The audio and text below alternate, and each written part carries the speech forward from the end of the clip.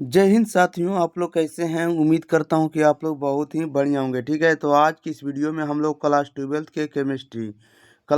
का जो केमिस्ट्री है उसके हम लोग 10 टॉप वीवीआई सब्जेक्टिव क्वेश्चन को इस वीडियो में हम आपको याद कराने वाले। जो भी 2025 के छात्र होंगे उनके लिए यह वीडियो यूजफुल रहने वाला है, इसलिए आप लोग इस वीडियो को शुरू से अंत तक वॉच करिएगा ताकि हम आपको 100% आपको वायरल क्वेश्चन पेपर हम आपको इस वीडियो में याद करवा सके। ओके, चलिए तो हम स्टार्ट करते हैं। जब तक के लिए आप लोग एक बार वीडियो को शेयर कर दिएगा, चैनल को सब्सक्राइब जरूर कर लेंगे। ओके, ये आपको केमिस्ट्री का रहने वाला वीवीआई 2025 में लड़ेगा। ओके, क्वेश्चन नंबर फर्स्ट देखिएगा क्या कह रहा है कि बैंड सिद्धांत के आधार पर चालक एवं रोधी यह कह सकते हैं कि चालक एवं अर्धचालक में क्या अंतर होगा। दोनों में आप लोग को ये अंतर लिखना है।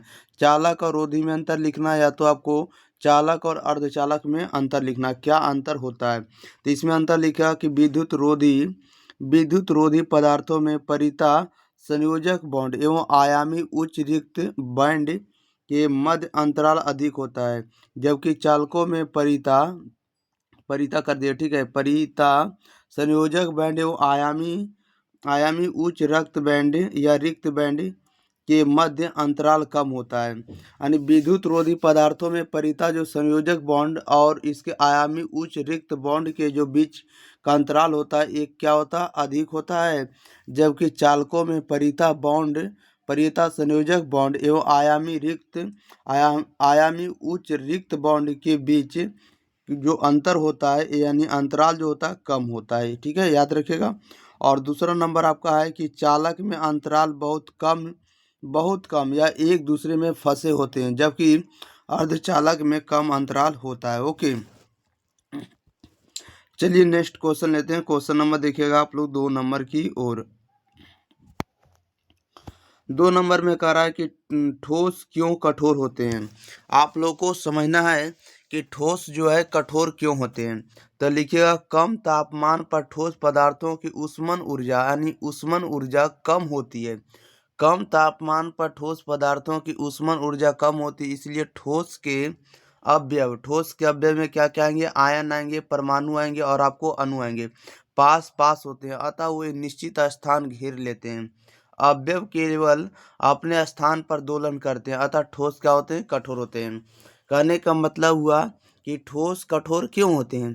तो ठोस कठोर इसलिए होते हैं क्योंकि कम तापमान पर ठोस पदार्थों की ऊष्मन ऊर्जा कम होती है, इसलिए ठोस के अवयव आयन परमाणु एवं अणु पास पास होते हैं, अतः वो निश्चित स्थान घेर लेते हैं। अवयव केवल अपने स्थान पर दोलन करते हैं, अपने स्थान पर ही गति करते हैं, जिसके कारण से हम कह सकते हैं कि ठोस क्या होते हैं, कठोर होते हैं, हार्ड होते हैं। चलिए क्वेश्चन नंबर हम लोग लेते हैं 3rd नंबर में। कह रहा है कि खिड़की में लगा कोई पुराना शीशा दूधिया हो जाता है क्यों। दूधिया नहीं उजला हो जाता है क्यों। खिड़की में लगा कोई शीशा जो है, खिड़की में लगा कोई पुराना शीशा दूधिया हो जाता है क्यों। तो लिखिएगा, दिन रात के तापमान में अंतर होने के कारण आयन व्यवस्था परिवर्तित हो जाती है, जिसके कारण कह सकते हैं कि खिड़की में लगा कोई पुराना शीशा दूधिया हो जाता है। ओके, लिख लीजिएगा। एक बार फिर से रिपीट करते हैं, खिड़की में लगा कोई पुराना शीशा दूधिया क्यों हो जाता है। तो लिखिएगा कि खिड़की में लगा कोई पुराना शीशा या कांच दूधिया हो जाता है क्योंकि दिन रात के तापमान में अंतर होने के कारण इसका आयन व्यवस्था परिवर्तित हो जाता है, बदल जाता है, वो जिसके कारण से खिड़की में लगा पुराना शीशा दूधिया हो जाता है। पुराना शीशा क्या होता है, दूधिया हो जाता है। ओके, चलिए नेक्स्ट क्वेश्चन लेते हैं। क्वेश्चन नंबर अगले नंबर 4 नंबर की ओर। कह रहा है कि पुराने खिड़कियों में शीशे नीचे से मोटे क्यों होते हैं, बताइएगा। कह रहा है पुराने खिड़कियों के शीशे जो होते हैं नीचे से मोटे क्यों होते हैं, ये आप लोगों को बताना है। ठीक है ना। तो लिखिएगा, कांच वास्तविक ठोस नहीं है, लेकिन यह अतिरिक्त ठोस का उदाहरण है। यह बहाव गुण को दर्शाता है, यह बहाव गुण को प्रदर्शित करता है, जिसके कारण से पुराने खिड़कियों के जो शीशे होते हैं नीचे से मोटे दिखाई देते हैं। ओके, याद रखिएगा। देखिए अगर क्वेश्चन पूछा जाएगा आपसे कि खिड़कियों के जो शीशे होते हैं मोटे दिखाई पड़ते हैं क्यों, तो लिखिएगा कि खिड़कियों के शीशे पुराने या मोटे इसलिए दिखाई पड़ते हैं क्योंकि कांच वास्तविक ठोस नहीं होता है, लेकिन यह अतिरिक्त ठोस का उदाहरण होता है, अतिरिक्त ठोस का उदाहरण होता है तथा यह बहाव गुण को दर्शाता है या प्रदर्शित करता है। ओके, इस तरह से इसका आंसर लिखना होगा। चलिए नेक्स्ट क्वेश्चन लेते हैं, क्वेश्चन नंबर अगले। क्वेश्चन नंबर देखिएगा 5 नंबर में कह रहा है कि गरम गरम करने पर धातुओं की चालकता घटती है जबकि अर्धचालकों की चालकता बढ़ती है, वर्णन करें। गरम करने पर धातुओं की जो चालकता होती है घटती है जबकि अर्धचालक या अर्धचालकों की चालकता बढ़ती है, वर्णन करें। तो लिखिएगा जब धातुओं को गर्म किया जाता है तब कर्नेल बोले तो धनायन अनिरिक्ति स्थान पर दोलन करने लगता है। दोलन से इलेक्ट्रॉन के बहाव से व्यवधान उत्पन्न होता है, अतः चालकता कम होती है। अर्धचालकों में चालकता उसकी अशुद्धियों पर निर्भर करती है। यदि अशुद्धियों की मात्रा बढ़ती है तो अतः चालकता भी क्या होती है, बढ़ती है, जिसके कारण से कह सकते हैं कि गर्म करने पर धातुओं की चालकता घटती है और अर्धचालकों की चालकता बढ़ती है। ओके, एक बार फिर से रिपीट करना चाहेंगे। कह रहा है कि गर्म करने पर धातुओं की चालकता घटती है जबकि अर्धचालकों की चालकता बढ़ती है। जब धातुओं को गर्म किया जाता है तो कर्नेल यानी धनायन रिक्ति यानी पॉजिटिव जो आपको बॉन्ड होता है इसके रिक्त जो होता है अपने स्थान पर दोलन करने लगते हैं। दोलन से इलेक्ट्रॉन के बहाव में व्यवधान उत्पन्न होता है, बाधा उत्पन्न होता है, अतः चालकता जो होता है कम करता है, अतः चालकता कम होती है तथा अर्धचालक में चालकता उसकी अशुद्धियों पर निर्भर करती है। किस पर डिपेंड होती है, तो अशुद्धियों पर निर्भर होती है। यदि अशुद्धियों की मात्रा बढ़ती है तो कह सकते हैं कि अतः चालकता भी क्या होगी, तो बढ़ेगी। ओके, याद रखिएगा इस तरह से। चलिए क्वेश्चन नंबर हम लोग 6 नंबर लेते हैं।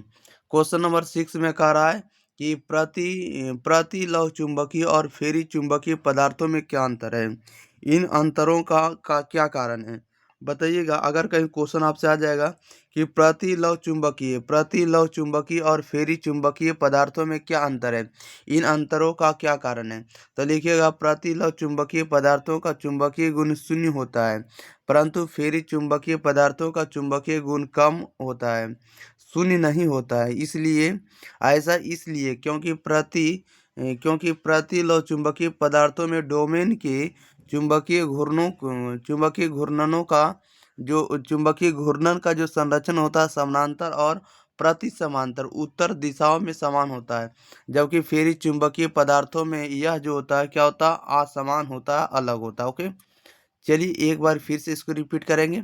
कह रहा था कि प्रतिलव चुंबकीय और फेरी चुंबकीय पदार्थों में क्या अंतर है, ठीक है, और इन अंतरों का क्या कारण है, तो लिखिएगा प्रतिलव चुंबकीय पदार्थों का चुंबकीय गुण शून्य होता है जबकि फेरी चुंबकीय पदार्थों का चुंबकीय गुण कम होता है यानी शून्य नहीं होता है। ऐसा इसलिए क्योंकि प्रतिलव चुंबकीय पदार्थों में डोमेन के चुंबकीय आघूर्णों का संरक्षण समानांतर और प्रति समानांतर उत्तर दिशा में समान होता है, जबकि फेरी चुंबकीय पदार्थों में यह असमान होता, अलग होता। ओके, चलिए नेक्स्ट क्वेश्चन लेते हैं। क्वेश्चन नंबर देखिएगा आप लोग 7 नंबर की ओर।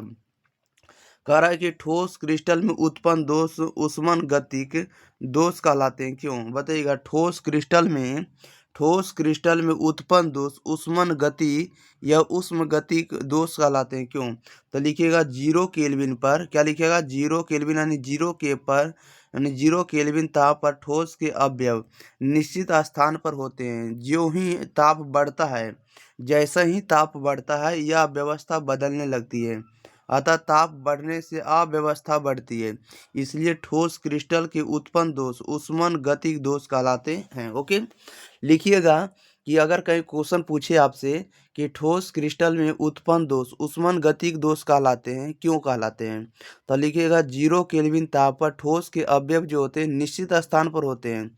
ज्यों ही ताप बढ़ता है यह व्यवस्था बदलने लगती है, अतः ताप बढ़ने से अव्यवस्था बढ़ती है, इसलिए ठोस क्रिस्टल के उत्पन्न दोष उष्मन गतिक दोष कहलाते हैं। ओके, इस तरह से आपको इसका आंसर लिखना होगा। चलिए क्वेश्चन नंबर हम लोग 8 नंबर की ओर बढ़ते हैं। क्वेश्चन नंबर 8 में कह रहा है एकांक सेल यानी यूनिट सेल किसे कहते हैं, एकांक सेल किसे कहते हैं, तो लिखिएगा वैसे सेल जो ज्वाला के सूक्ष्म रूप में उपस्थित होते हैं, जो कि पूरे ज्वाला का प्रतिनिधि होते हैं, उन्हें एकांक सेल कहते हैं। वैसे सेल जो ज्वाला के सूक्ष्म रूप में उपस्थित होते हैं, जो कि पूरे ज्वाला का प्रतिनिधि होते हैं, उन्हें एकाई या एकांक सेल कहते हैं। उदाहरण के लिए हम बोले यदि क्यू एकांक सेल का त्रिविमीय ग्राफ खींचा जाए तो संपूर्ण क्रिस्टलन कर देगा, ठीक है। संपूर्ण क्रिस्टलन जालक बनता है। क्या बनता है? समष्टि क्रिस्टलन जालक बनता है। ओके, देखिएगा इकाई सेल क्या होता है या इकाई सेल की से आप क्या समझते हैं? इकाई सेल की परिभाषा दे या एकांक सेल से आप क्या समझते हैं? बात सेम ही है। लिखिएगा कि वैसे सेल जो ज्वाला के सूक्ष्म रूप में उपस्थित होते हैं, जो कि पूरे ज्वाला का प्रतिनिधि होते हैं, उन्हें हम लोग इकाई सेल या एकांक सेल कहते हैं। उदाहरण के लिए यदि क्यू एकांक सेल का त्रिविमीय ग्राफ खींचा जाए, यानी 3 डायमेंशनल फिगर खींचा जाए, तो संपूर्ण क्रिस्टलन जालक बनेगा। क्या बनेगा? तो संपूर्ण क्रिस्टलन जालक बनेगा। ओके, इस तरह से इसका आंसर लिख दीजिएगा। चलिए क्वेश्चन नंबर हम लोग 9 नंबर की ओर बढ़ते हैं। कह रहा है कि वर्णन करें कि अनादर्श बिलियन राउल्ट नियम का पालन नहीं करता है। आप लोगों को वर्णन करना है कि अनादर्श बिलियन राउल्ट नियम का पालन नहीं करता है। क्यों नहीं करता, ये आप लोगों को बताना है। तो लिखिएगा जब कोई बिलियन सभी सांद्रताओं पर राउल्ट के नियम का पालन नहीं करता हो तो यह अनादर्श विलयन कहलाता है। जब कोई विलयन सभी सांद्रताओं पर राउल्ट के नियम का पालन नहीं करता तो यह अनादर्श विलयन कहलाता है। इस प्रकार के विलयनों का वाष्प दाब राउल्ट के नियम द्वारा प्रयुक्त किए गए वाष्प दाब से या तो अधिक होता है या क्या होता है, कम होता है। ओके, इस बात को आपको लिखना होगा।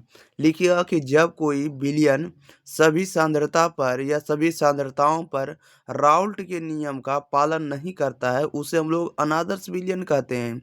इस प्रकार के विलयन का वाष्प दाब राउल्ट के नियम द्वारा प्रयुक्त किए गए वाष्प दाब से या तो अधिक होता है या क्या होता है, कम होता है। ओके, इस तरह से इसका कारण दे देना होगा। चलिए क्वेश्चन नंबर हम लोग अगले नंबर लेते हैं। क्वेश्चन नंबर 9 नंबर कह रहा है कि क्या कारण, कितने नंबर है? 9 है, 10 नंबर है। कितना नंबर है? 10 नंबर है। समझ लीजिएगा कि 10 नंबर में क्या 9 नंबर अभी आप लोग कंप्लीट किए। क्वेश्चन नंबर 10 में कह रहा है कि क्या कारण है कि स्थिर क्वाथी विलयन संगठन परिवर्तन बिना ही अलग किए जा सकते हैं। क्या कारण है? क्या कारण है कि स्थिर क्वाथी विलयन संगठन परिवर्तन बिना ही अलग किए जा सकते हैं? तो लिखिएगा द्रव्य मिश्रण में उपस्थित दोनों अवयव वाष्पित होकर समान संख्या में मोल अंश दर्शाते हैं। जब इन्हें गर्म किया जाता है, क्या किया जाता है? जब इन्हें क्या करेंगे तो गर्म करेंगे तो यह स्थिर क्वाथी विलयन का संगठन परिवर्तन किए ही क्या हो जाते हैं, अलग हो जाते हैं। ओके, इस तरह से इसका कारण लिखना होगा। आप लोग को बहुत ही सिंपल वे में आपको हम पढ़ा रहे हैं। ओके, कोई भी दिक्कत नहीं होगा। देखिए क्वेश्चन नंबर हम लोग 10 नंबर फिर से रिपीट करेंगे। कह रहा है क्या कारण है कि स्थिर क्वाथी विलयन संगठन परिवर्तन किए ही अलग हो जाते हैं? तो लिखिएगा द्रव्य विलयन में या द्रव्य मिश्रण में उपस्थित दोनों अवयव वाष्पित होकर समान संख्या में मोल अंश को दर्शाते हैं जब इन्हें हम लोग गर्म करते हैं। इसके कारण से स्थिर क्वाथी विलयन बिना परिवर्तन किए ही अलग हो जाते हैं। ओके, चलिए एक क्वेश्चन और हम इस वीडियो में कवर कर देते हैं। क्वेश्चन नंबर देखिएगा 11 नंबर, बाकी हम अगले वीडियो में कवर करेंगे। 11 नंबर में कह रहा है कुछ पदार्थों की घुलनशीलता ऊष्मा क्षेपी है तथा कुछ के लिए यह ऊष्मा शोषी है। क्यों है ये आप लोग को बताना है। कह रहा है कि कुछ पदार्थों की घुलनशीलता ऊष्मा क्षेपी है तथा कुछ के लिए यह ऊष्मा शोषी होता है। क्यों होता है ये आप लोग को कारण बताना है। लिखेगा यदि विलयन में विलेय विलायक में मध्य आकर्षण बल अधिक है तब ऊष्मा उत्पन्न होती है और घुलनशीलता प्रक्रम ऊष्मा शोषी होगा। ऊष्मा शोषी है। यदि विलेय विलायक के मध्य आकर्षण बल कम है तो यह क्या होगा, यह प्रक्रिया आपको ऊष्मा क्षेपी कहलाएगा। कहने का मतलब हुआ कि यदि विलयन में विलायक और विलेय का जो मध्य है अट्रैक्शन फोर्स अगर ज़्यादा है, अधिक है, तो उस कारण आपको ऊष्मा अधिक उत्पन्न होगी, जिसके कारण से घुलनशीलता जो होगा ये प्रक्रिया आपको ऊष्मा शोषी कहलाएगी। लेकिन जब विलेय विलायक के मध्य अट्रैक्शन फोर्स कम होगा तो यह जो प्रक्रिया कहलाएगी आपको ऊष्मा क्षेपी प्रक्रिया कहलाएगी। ओके, याद रखिएगा। चलिए इतना ही आप लोग इस वीडियो में आपको याद करवाना था। तो आप लोग को याद हो गया होगा। तो आप लोग एक बार इस वीडियो को अपने भाई बहन के पास शेयर कर दिएगा और चैनल को अगर सब्सक्राइब नहीं किया तो सब्सक्राइब जरूर कर लिएगा और इस ग्रुप से आप लोग जरूर जुड़ जाइएगा 90 65